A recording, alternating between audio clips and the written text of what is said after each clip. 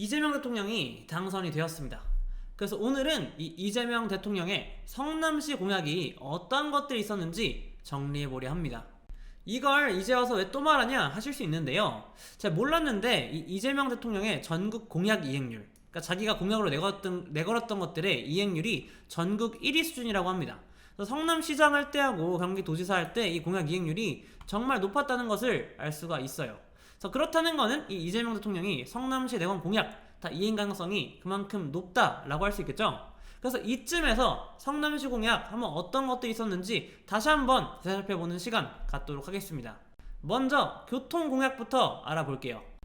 네, 지하철 8호선 연장, 위례 신사선, 수서 광주선, 월판선, 3호선 연장 등 빠짐없이 다 들어갔다라고 보시면 될 것 같습니다. 그래서 이에 관한 진행 상황은 따로 말씀드리도록 하고, 오늘 영상에서는 이 지하철 교통공약들이 실행이 되었을 때 어떤 효과를 불러올지, 그리고 특히나 아파트, 주택 시장이 어떤 도움이 될지 이에 대해서만 좀 이야기해 보겠습니다. 네, 먼저 경기 남부 광역철도 요겁니다. 요거는 이제 종합운동장, 수서역, 성남, 용인, 수원, 화성을 다 지나는 어떤 정말 광역철도라고 할 수 있는 노선인데요. 저희가 예전에 말씀드렸었던 게 있는데, 이게 반도체 K벨트라고 있습니다.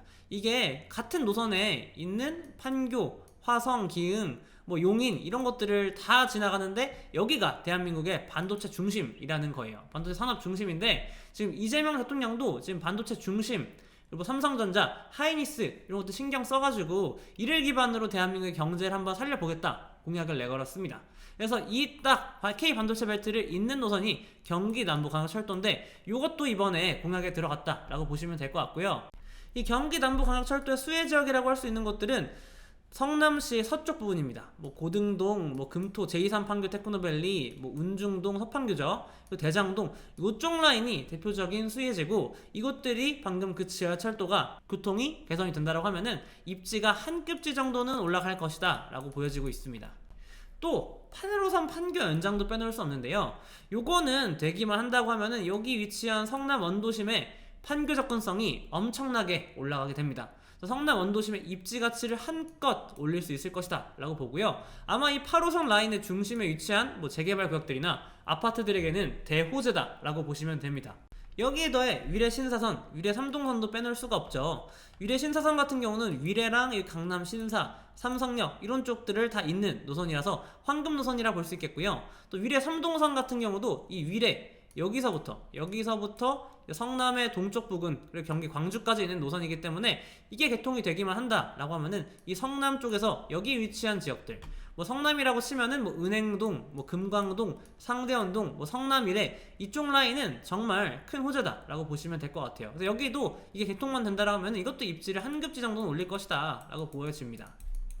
네, 마지막으로 분당 지역 관련해서 월판선 역 추가로 더 넣는 거, 또는 빨리 속도 늘리겠다 하는 거나, 수서광주선에 여기도 도촌 야탑 쪽에 역 하나 넣겠다 이런 것들이 있는데요. 이런 것들 같은 경우도 다 지하철역 인근, 뚫리는 곳들의 인근 집값을 다 올리는 충분한 호재들로 보여지며, 이렇게 된다라고 했을 때는 이제 분당 내에서도 지금은 비역세권인데 역세권이 되는 곳들의 집값이 역세권과 좀 붙는, 그러니까 하급지가 분당 내에서, 성남 내에서, 판교 내에서 하급지 또는 중급지가 좀 상급지 쪽으로 가격이 붙는 그런 흐름을 만들어낼 것으로 예측이 됩니다. 그래서 점점 가격이 좀 좁혀지는 거죠. 그래서 가격의 하방이 더 높아지고 상방 같은 경우도 더 열리는 경우도 많고, 그런 식으로 대표적인 호재들이 되겠습니다. 그래서 교통공약 잠깐 정리해보면요, 8호선, 위례 삼동선, 월판선 이게 다 되기만 하면 모두 다 파급력이 큰 노선들이고 주변 집값을 올릴 확률이 매우 높습니다. 그래서 성남시 전체적으로 다 큰 호재다, 교통공약들은 되기만 한다고 하면은 정말 집값을 올리는 1등 공신이 될 것이다 라고 보여지네요. 네, 그 다음 재개발 재건축 관련 공약도 있습니다. 이재명 대통령이요. 그래서 이에 대해서도 한번 알아봅시다. 가장 먼저 고도제한 완화를 빼놓을 수 없습니다. 그래서 지금 성남시, 분당 이런 곳들은 다 서울공항 때문에 주변 지역에 고도제한이 걸려있죠. 그래서 지금 성남 재개발 몇몇 구역, 그리고 분당 재건축하려는 몇몇 아파트 단지들이 이 고도제한 때문에 사업성에 큰 손해를 보고 있습니다. 그래서 이것을 지금 이재명 대통령께서도 인지를 하고 있는데요. 그래서 공약으로도 지금 성남공항 주변에 고도제한 완화, 그리고 공항 이전도 한번 검토를 하겠다라는 공약을 내세웠습니다. 작년 하반기죠. 성남시 국회의원인 김태년 국회의원께서도 이미 성남에 고도제한 완화를 한번 본격하게 하겠다. 그래서 군사기지 및 군사시설보호법 개정하겠다. 뭐 이런 방향으로 노력하겠다 하였고요. 또 지금 고도 완화는 성남시만의 문제가 아닙니다.